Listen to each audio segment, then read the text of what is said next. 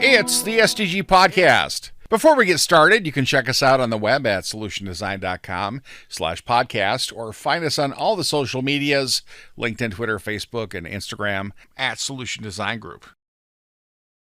All right, we're back with another podcast. With us today, we have Steve Bunda. Hello. Molly Doyle. Hello. And Peter Lawrence. Hi there. And I'm Kyle Bacher. So Molly is a networking expert. She's a guru. I'm just going to say it. And Steve is one of our senior consultants in the leadership area and really any area, and also a networking expert. So Steve, can you set up the topic for us? Sure. The topic for today is networking in the industry, networking for your career. And when is networking a really positive thing? And when can networking kind of go sideways or be not so great, and for whom? Awesome. Do we want horror stories first?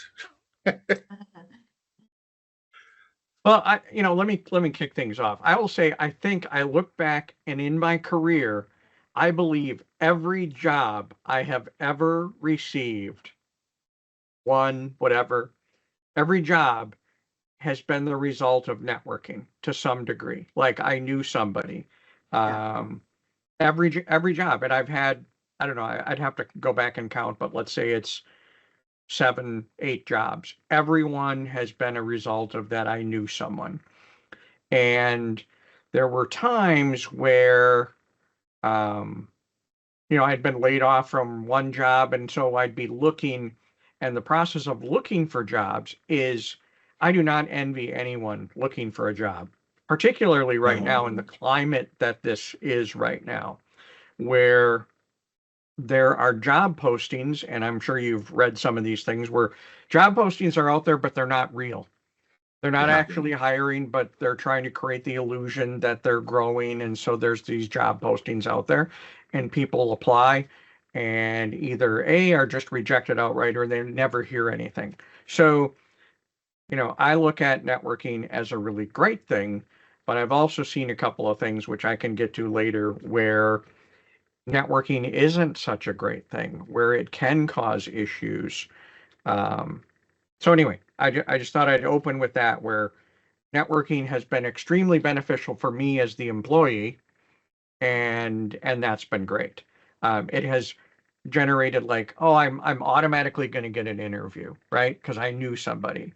And I've immediately established some level of credibility before I even get into the interview. And I'll go back to something Jeff Urban said 30 years ago that has stuck with me. He said, it is very difficult to gain credibility. You have to work to gain credibility. And then the other part of that is once you lose it, like it's almost impossible to get back. But on the front end of that, gaining credibility, if you are walking into an interview already having some level of credibility, that's a win. So anyway, I'll turn it over to others to chime in. Well, I like to say that there's a cable like behind me, and I keep thinking it's hair, so I keep adjusting my hat. This is just audio, Kyle. Nobody can see that. All right. Yeah, it's fun to think about. They can use their imagination. You mentioned all the jobs you've gotten because of networking, and I'm sitting here, I've had like 30 jobs, which you all know.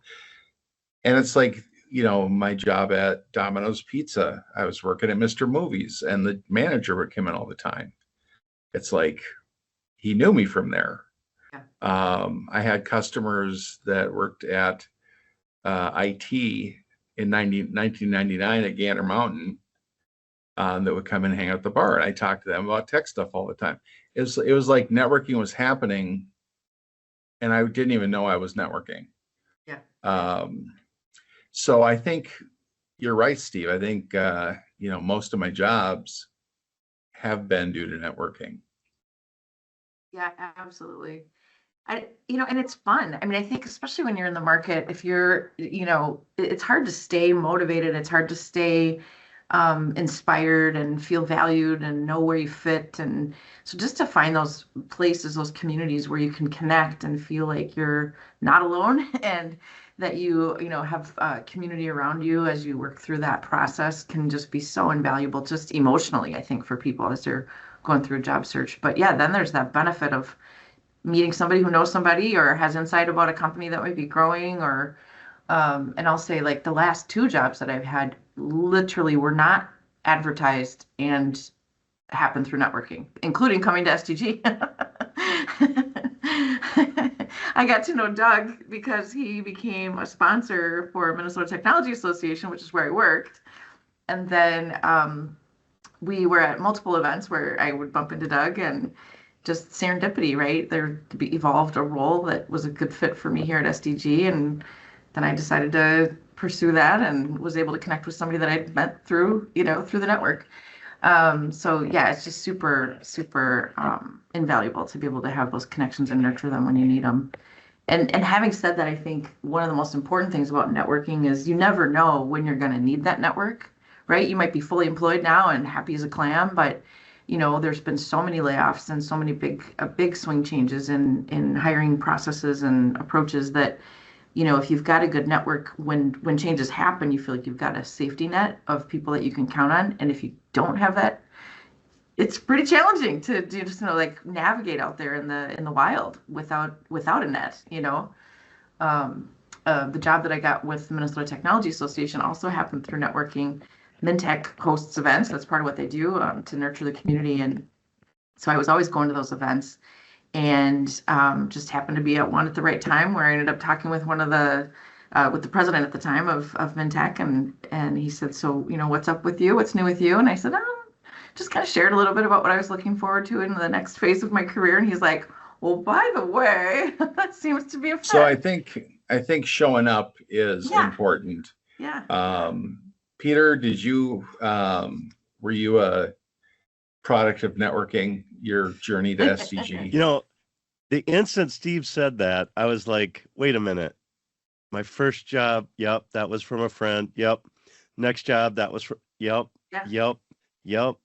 Yeah, all my jobs have been networked and at least, helping to get me there. And, part of that is because you've done a good job at your past job, right? If networking with horrible job skills is probably not going to work very well. But networking with good skills, like my college internship, the guy went to Bourne and then I went to Bourne.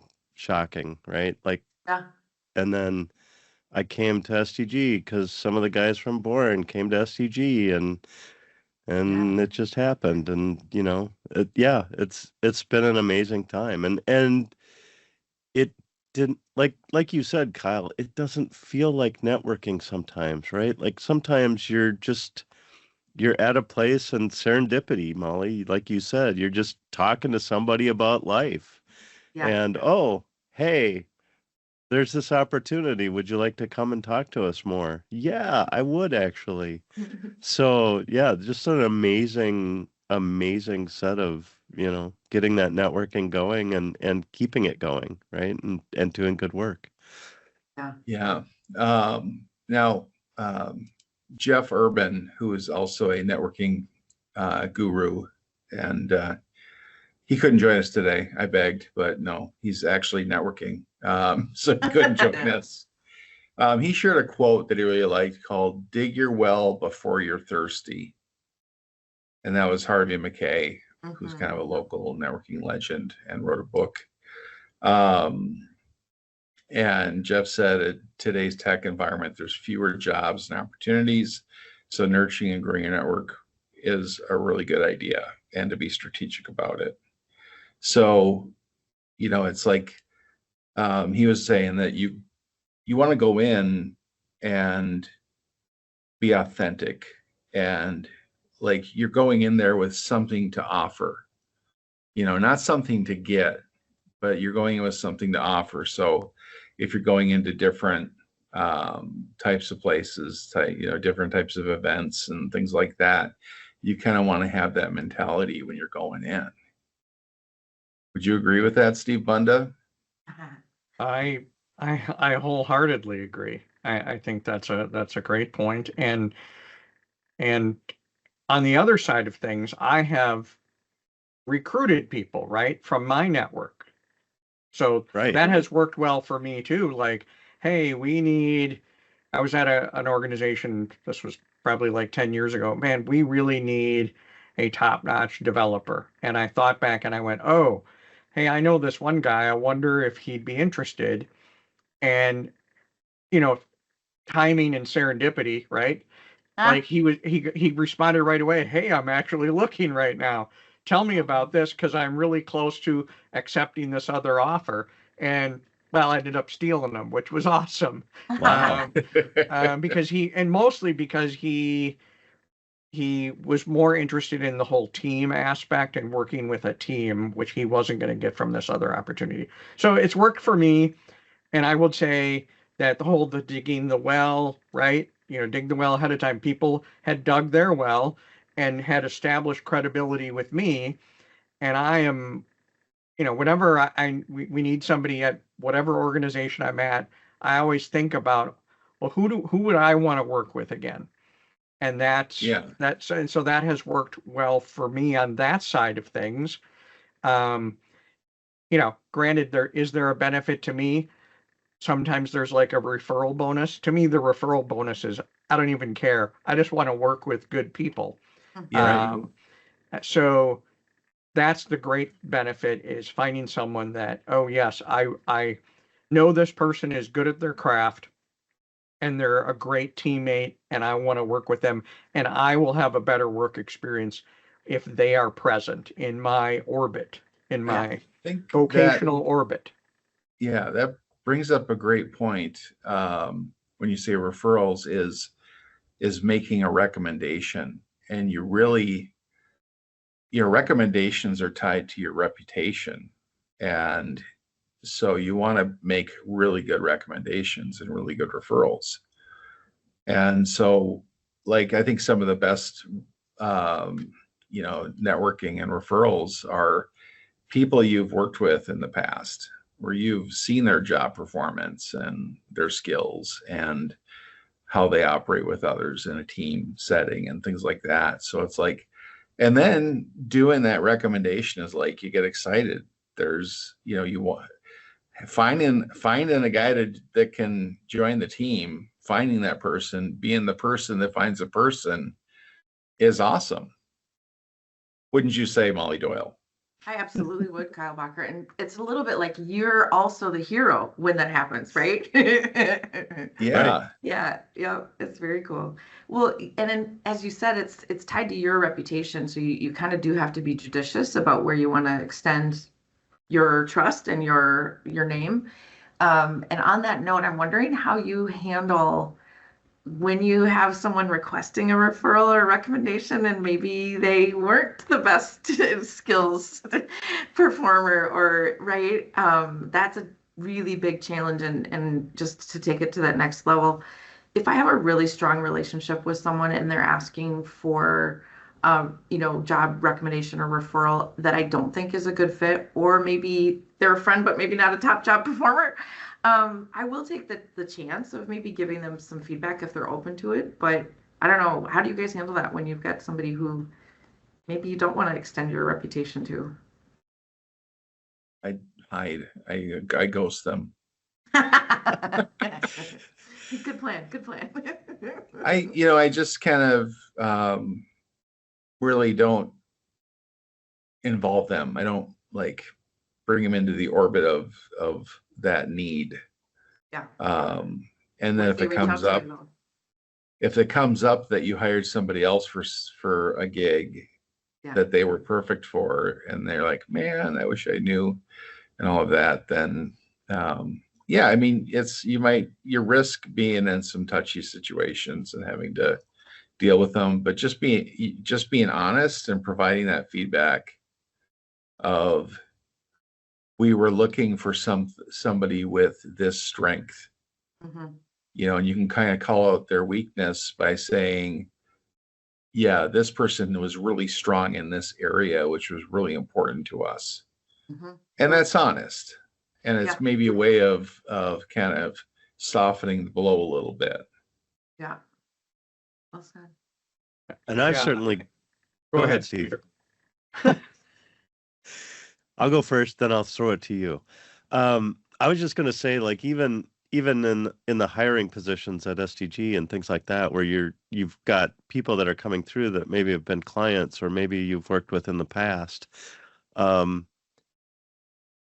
And people change all the time. People get better at things that they weren't good at before. And as long as you, like, say a recruiter comes and says, "What do you know about so and so?" You say, "This is what I know. This is what I experienced." Push them harder on that and see if they've fixed that and changed it, because they're a great person. They just really were weak on this one thing, and we really need strength in that. So, maybe try to push that. Steve, what about you? I'm glad you said that, because I was going to kind of go a different way, but I completely agree with you. Like, if it's a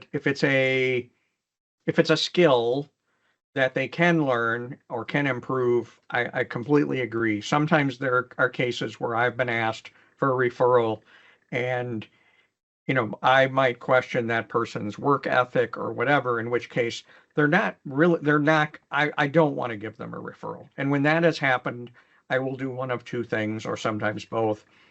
One is I always want the ball in my court.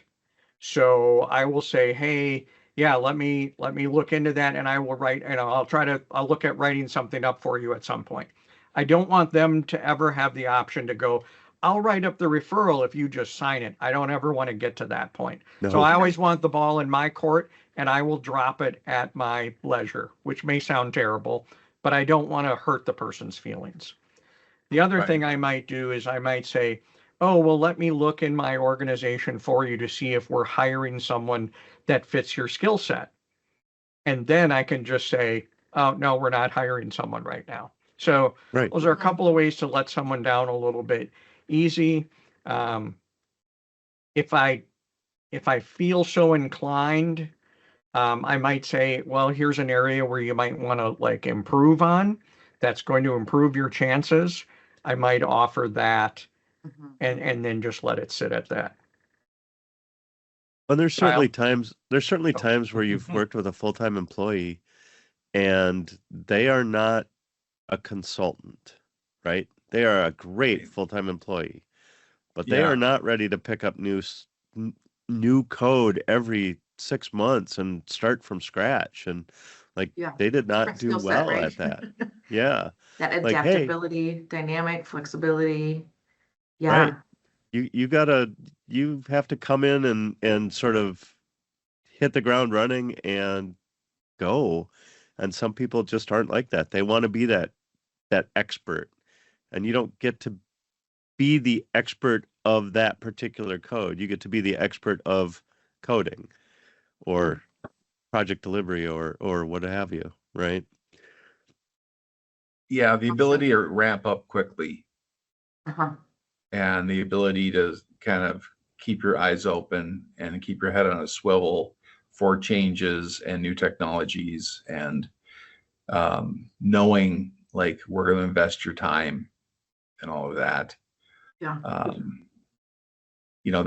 There's other things with consulting that are really difficult, and some people just don't want to work in that situation. The pressure of billing by the hour, things like that, the pressure of wanting to do well, having to change teammates potentially every 6 to 12 months, right? I mean, right. That's a lot of change for some people. Or the pressure of getting put on this assignment that lasts 10 years and it's an hour from your house and they want you on site. Hopefully that never happens. Never. No, never.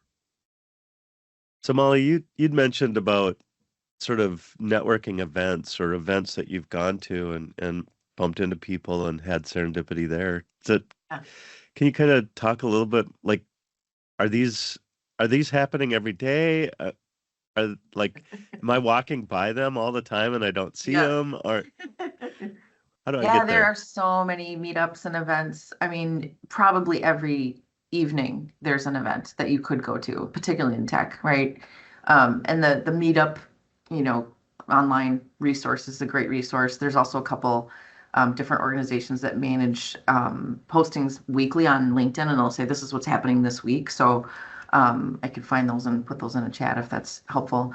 But yeah, there's always stuff going on. And as a matter of fact, I was just at an event last night. Applied AI is an organization I'm involved with, and they had an annual holiday party, and there were probably 50 people there, and they were all AI people. And so it was just a rich environment to have those conversations. And they're mostly very technical people, and I'm not as technical, so I love to be in that space and ask really dumb questions and just, you know, immerse myself in, you know, just developing a better understanding what's happening in the market. And so that's just a whole different kind of networking where I wasn't necessarily looking for, you know, hiring someone or even, you know, looking out for my own career, but just really building a better understanding of a particular technical area, and also better understanding of the market that we're, you know, competing in and performing within. So that's just a whole different goal of networking. But I will say I met this gentleman who was brilliant and incredibly deeply facile in all things AI and machine learning. So when we're ready to hire our next expert, he will be a recommendation for me. And if it's not him, he will know the people, right? And so that's the other thing of like dig the well before you need it.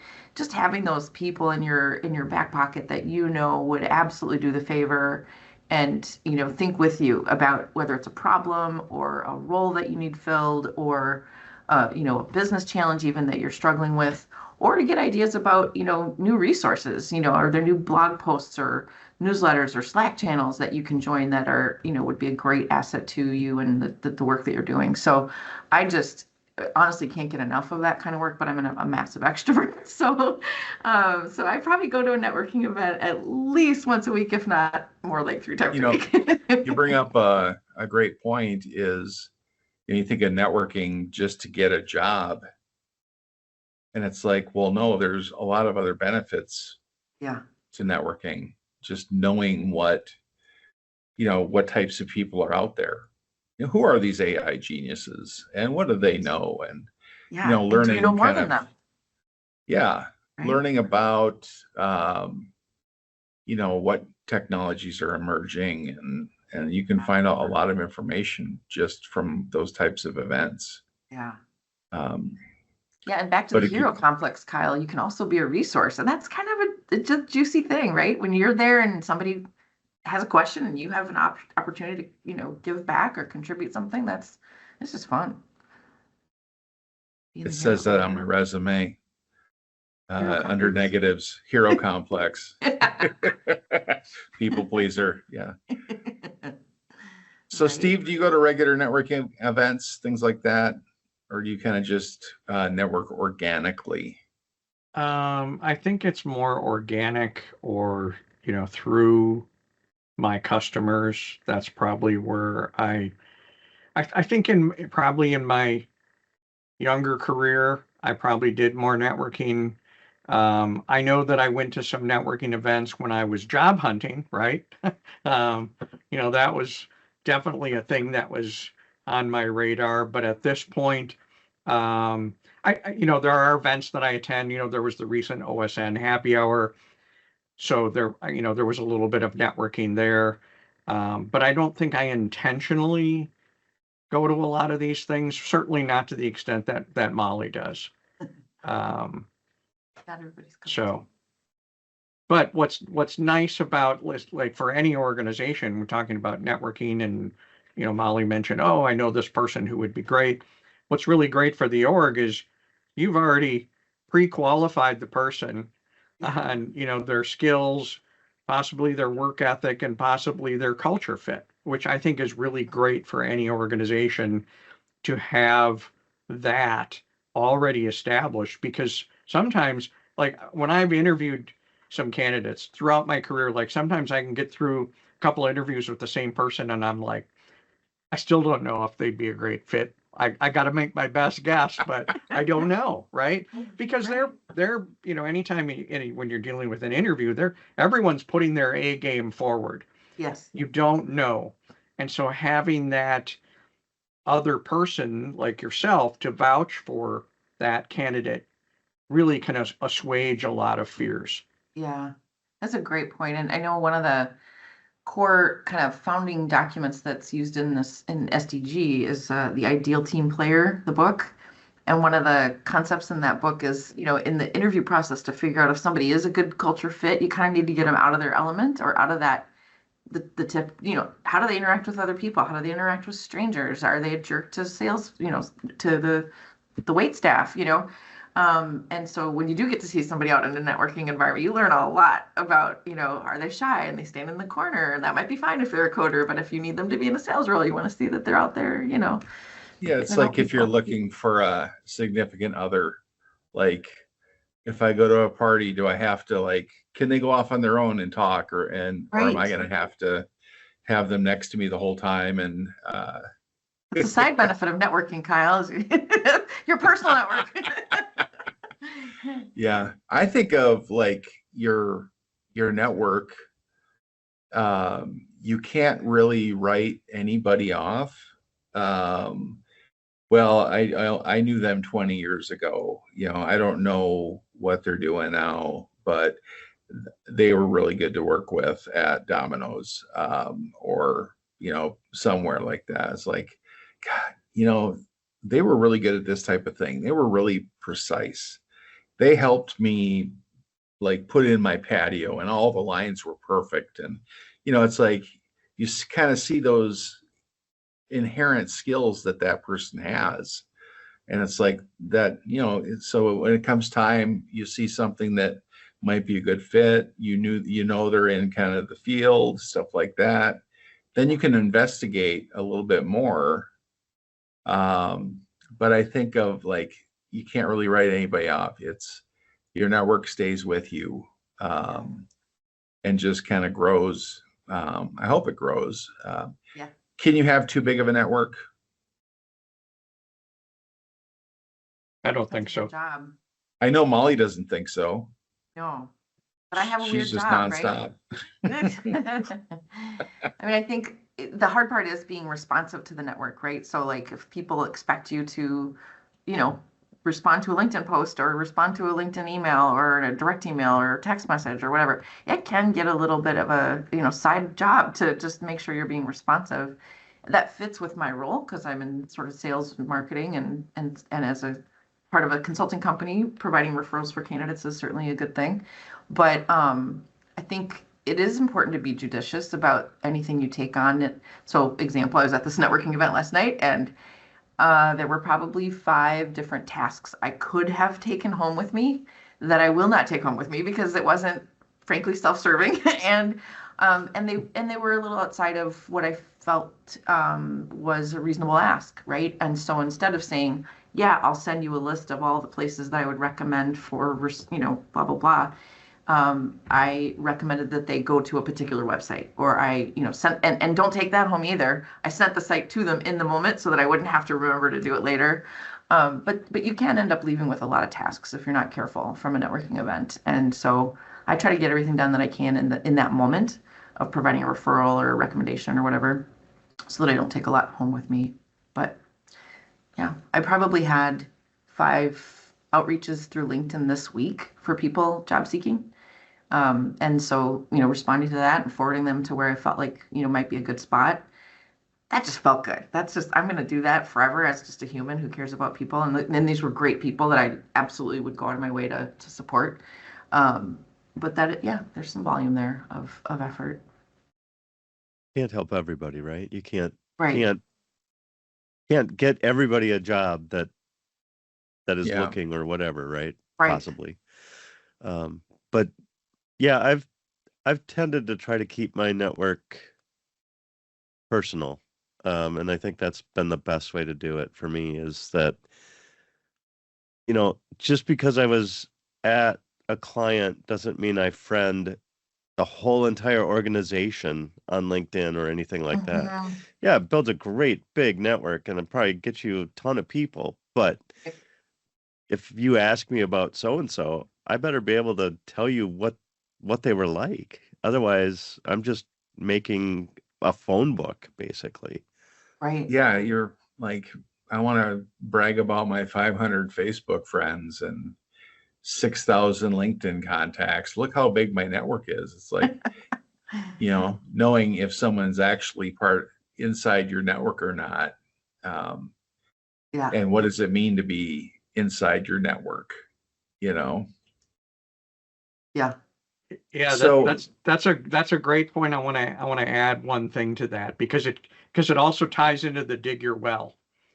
I have worked with people could be like at a client of mine, and maybe I kind of sort of knew them, but not really. And after I left the organization, it was, well, I'm never gonna see or hear from that person again. Right. But what was interesting is later that I've had it where a couple people have like maybe been laid off from that organization, and now they want to connect to me. So it's very interesting. Like they didn't dig the well when they really had the opportunity. Yeah. They didn't, connect with me while I was working there. It was just sort of on the peripheral. But now that they need something, so that's very interesting. How do you folks deal with that? when a person you went to high school with 20 years later, asks you to have lunch and then tries to sign you up for Amway, Ugh. no, don't do it. Yeah, that's I don't know, that's kind of a negative of networking. I think, have you ever made a bad recommendation where you thought they were great and they'd be great for it, and it just turned out they were not a good fit? Now, it wasn't that you deliberately were like, well, I want that referral bonus, so I'm just going to grab whoever. But it's like, I tried, I really did, but it didn't turn out. I've had that experience, but I have to say, I think part of it depends on the organization that you're supporting. So let's take SDG as an example. I 100% trust that my recommendation won't dissuade the good, quality analysis that should go into deciding if this candidate is the right fit for the job. And I would never want to be in a position where someone would just blindly trust my because I know that I don't know what are they being hired for, like what are all the details of the requirements of the position. And so I wouldn't want to be discouraged from providing like, hey, this person might be of interest. Like you decide, right? It's up to the organization to make that right decision. But I have had the alternative scenario where I've brought someone in, not at SDG, different company, where I think they're fantastic, and then they have a terrible experience in the hiring process, and they're not treated well, and that's awful. And so, I think you have to also not just trust that you're going to provide a good recommendation to the organization, but the organization is going to provide a good experience for the person that you're offering to the organization. And yeah, so there's some organizations that I won't provide recommendations for. That's a great point. Yeah, you're not the interview process, you're not the decider. Right. So it's like if you have a strong interview process and you trust your tech interviewers and things like that, Yeah. they will be the filter. Yep. So you can take a little bit of a chance because maybe you're wrong about that person, and you don't see something that our interviewers do. Yeah. Or our tech leads do. I don't know what Peter saw in me when I did my tech interview. Kyle, you 'cause I showed up brought on my B time game. and yeah, I You were hired the Kyle. one? Oh my gosh, that's awesome. I brought my B game that day. I'm not doing the clock problem. I'm not a developer. I don't write code. Just want to get that out of the way. It's like, and I have this challenging task I can throw on your plate. Here you go. Welcome aboard. So Steve, You mentioned that there's some negative sides to networking. Yeah. And I've got a couple of examples, and I'll be interested. I'll start with one, and I'll go through the three, right? But I'll start with one and get your thoughts on this. So one of them was a number of folks that I knew had gone into this organization, and they recruited me to come and work there. So I became a full-time employee, and so we had this little group of people that we knew each other, and I had to be very careful to build my reputation on my own rather than be in the clique, right? Which I Right. think can Yeah. sometimes happen. And I think that took a while to build that. And, a lot of it had to be really a conscious effort on my part to be my own person. And so I'm just curious if you've ever run into that where maybe there's this, group of people that come in where there can be the optics of that can be not as favorable from the existing, my fellow employees that were there. Like they might look at that and go, oh, more of these people coming in, right? So I had to be very conscious of that. Now, sometimes it can be very good. Like right now, I'm on a project and like Nick, Chris, and Cole all knew each other. That's how they all ended up at SDG, and they're awesome. Like I don't think of it as a clique. I just think, okay, they know each other. They're going to have their little things they talk about, but they are so great to work with. It doesn't bother me at all. But it could be kind of have a negative connotation. Does anyone have any thoughts on that? It's interesting that you say that, Steve, because even coming to STG, I came to STG and I knew a lot of people when I started because they had worked at a different organization and I came over to there and yeah, like, oh, you're one of those. And you don't hear that anymore, obviously, right? You almost never hear anything about that past organization, but it was a thing at the start. And then obviously you stay here for 19 years and nobody remembers all that stuff back in the day. Yeah. But yeah, there are times where that oh, they brought him in because he used to work at this company. Well, and all the cool kids work there or what have you. And like part of that is true, right? If I were to hire someone from STG, they would have been amazing to get hired at STG, right? The process, going through all of that, they've been a wonderful person. They just, whatever, decided not to do consulting. They're going to be a great person, a great technical resource for whatever I'm hiring for. Just being at STG lets me know that. Like, there's enough of a challenge to get to be a STG employee. Kyle, even you getting hired at Fuddruckers, doesn't necessarily mean that you were going to be amazing, but it's a pretty good start, right? Wanting to go to Fuddruckers for a burger and a shake for my interview, I think Heck yeah. was winning. Like that's when I really won. I think I'm gonna need more context.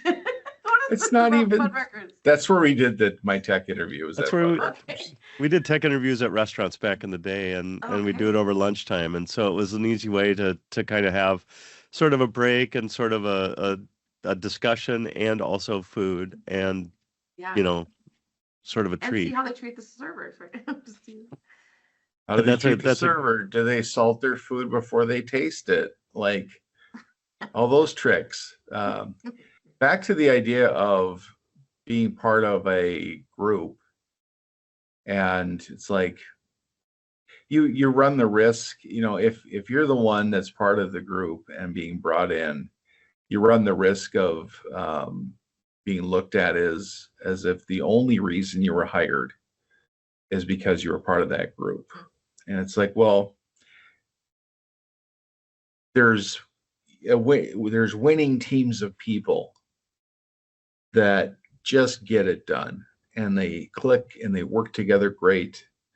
And it's like, that's a magical like thing. You find a combination of people like that, like you were talking about, Steve. It's like, yeah, so they were part of this thing.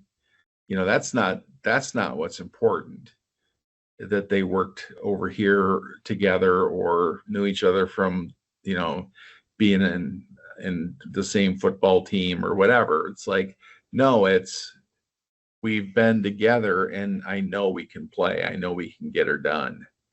And there's a lot of value there. So, and I think if you're seeing that from the outside, in your own organization, you need to take that grain of salt and think, well, maybe it's not why they were hired. Maybe they were hired for their skills, and because they were a known quantity, they were a low risk hire. You just knew they were going to work out. They were the right person. And I think that happens in a lot of cases, and it's like that versus a resume. That's all you have to go on is, okay, this is a random person that handed me a resume. And they're up against this person. And it's like, well, you only hired them because you knew them. It's like, no, I hired them because I knew they were awesome. So I have another spicy segue into something else where things can go wrong. I'll change the names to protect the innocent. So I was at the FT. I was an FTE at this organization, and we had hired two people who came in from a different consulting company. They came in as contract to hire. They came in and we actually hired them, and they were in positions of leadership. Let's put it that way. And these two people kept lobbying to bring in other consultants from their firm. Totally fine. Okay. So couple that we brought in just really did not work out well at all. Like, did very little work over the course of a couple of months. And they were, and we were like, look, we need people that can get stuff done. We need to move these people out, get someone else in. And the two full-time employees were very resistant to this. And in fact, kind of went the other way and said, we need to get rid of these other consultants we have that are from other firms that are doing work and replace them with other people from our firm. And I felt like this was like a real ethical problem here. Like, that was going on. Like, what is your motivation to bring people in? Because it clearly isn't to get work done. And this was one example where I felt networking had gone wrong. Very wrong. Yeah. Merits are out the window, apparently.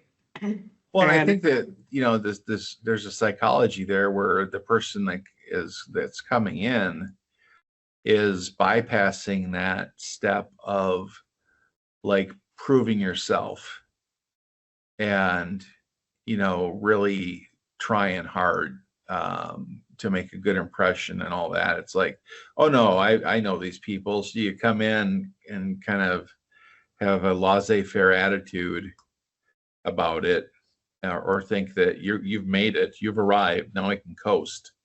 So I think that can just, maybe that person would be good at, but the psychology of that situation, like, got in their way. I saw a hire of a buddy brought into a team I was on at a different company. That was our manager's like friend from high school. And this guy was Bartleby the Scrivener.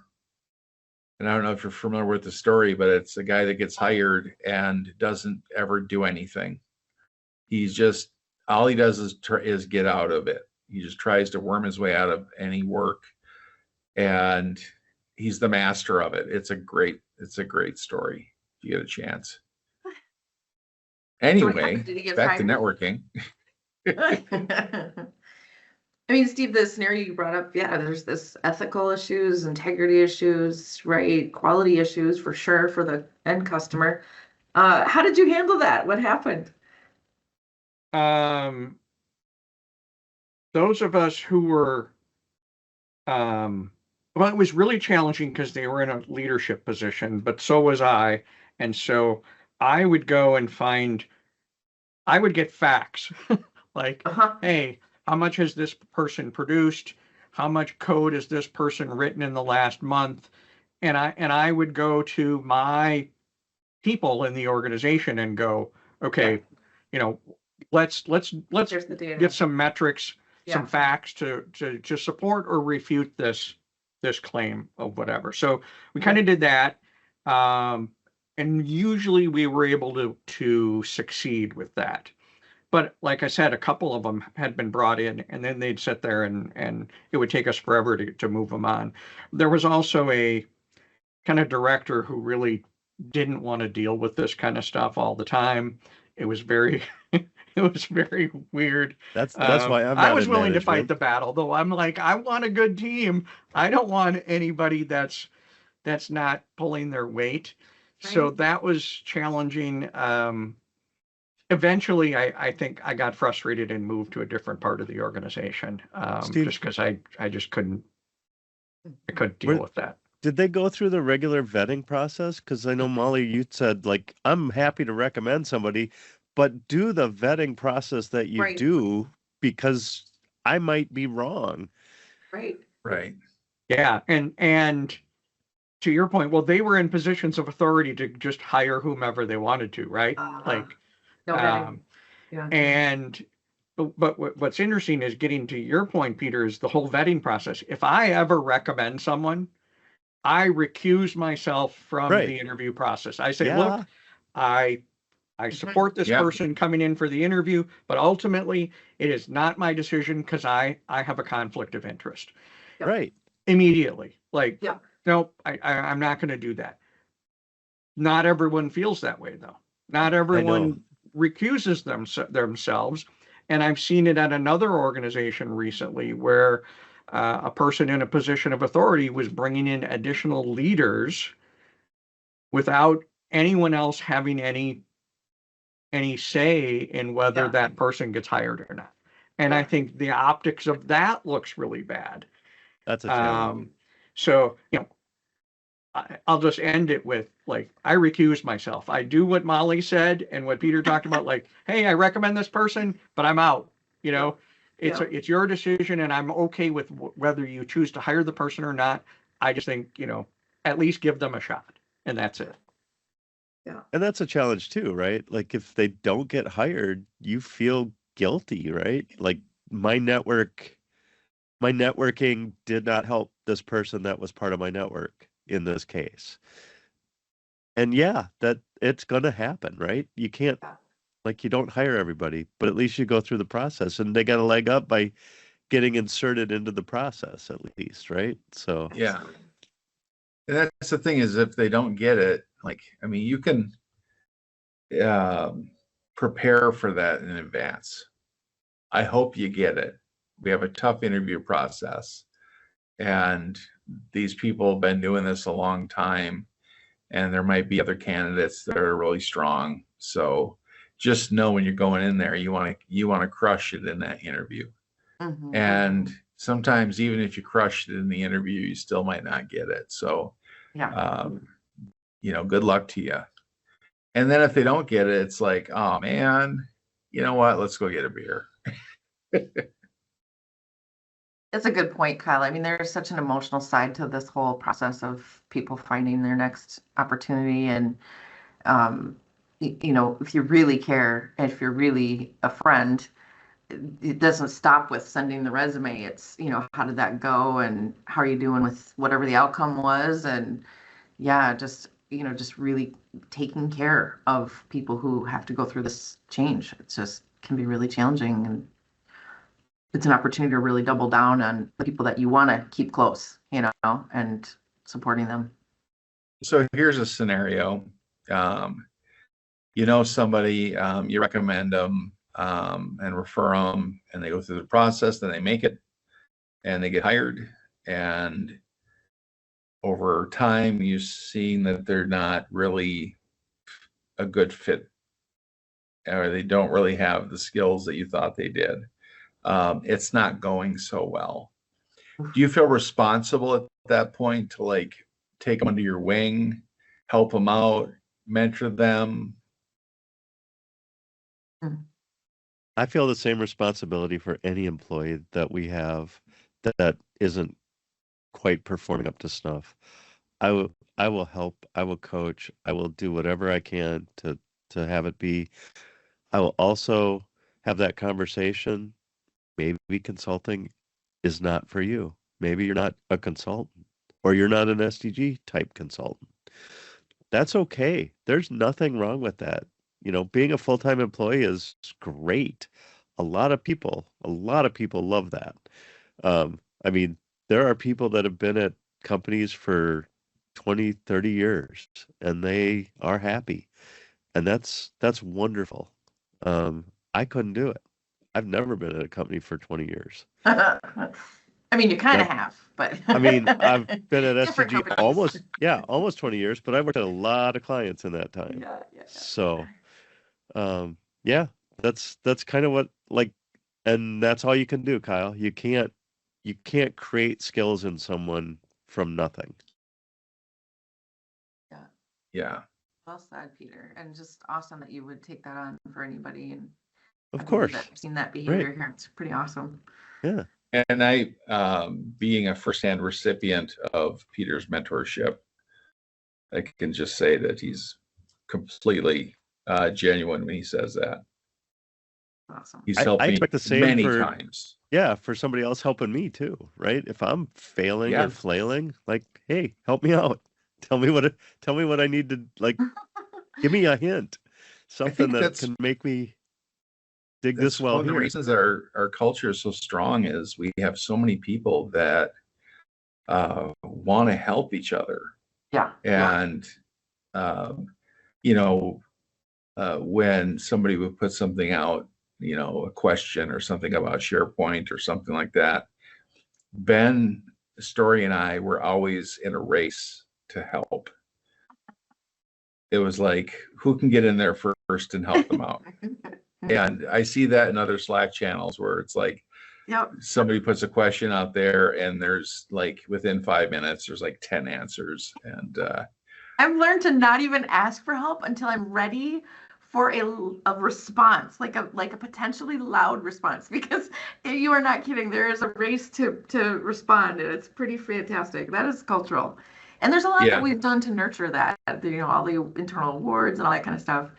Kyle, I think you're also pointing to a really awesome positive benefit of referring, especially when you're referring into somebody who's going to actually work with you. There's got to be, I would hope, a sense of responsibility to wanting to perform up to make that person look good and make them feel good about that they brought you in, and so that level of just sort of respect and accountability almost for the reference, I think, is also helps people perform up to snuff and make sure that they're worthy of the referral. yeah, that's a good point.